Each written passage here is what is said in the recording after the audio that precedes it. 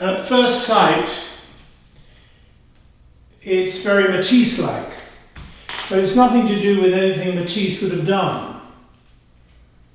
The murky green colour, kind of underwater, instead of bright primary colours. And the diver is awkward. He's not a good diver. He's in trouble. When Steve saw it, he said, if I made a dive, that's the way it would look. So I did a series of images and showed him, but he picked this one. And it was a brave choice because he was like a superstar in retreat.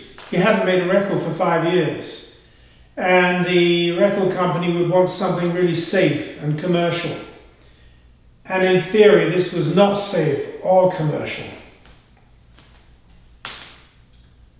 So we met in London to present the idea to Island Records, to show the marketing guy who'd been hired by Island specifically to market the new Steve Winwood record.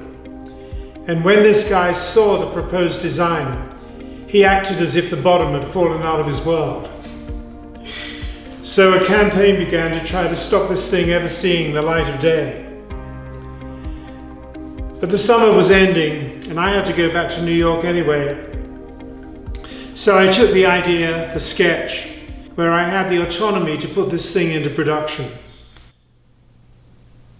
I had these incredible printers in New York who were willing to work with me on making this more like an art print than a regular record cover, by not printing it with the 4-color process, because that green is very difficult to get with the 4-color process. In Europe, where they printed it under a normal way of printing, the covers did not look like they looked in America. So we printed it like a lithograph or a silkscreen print with flat colours. And they literally mixed by hand cans of paint for me to try to match the colour I'd done for them. And brought them to me with swatches. I mean, it was incredible. It was unprecedented that anyone would do this. The way you broke a record back then was through the radio.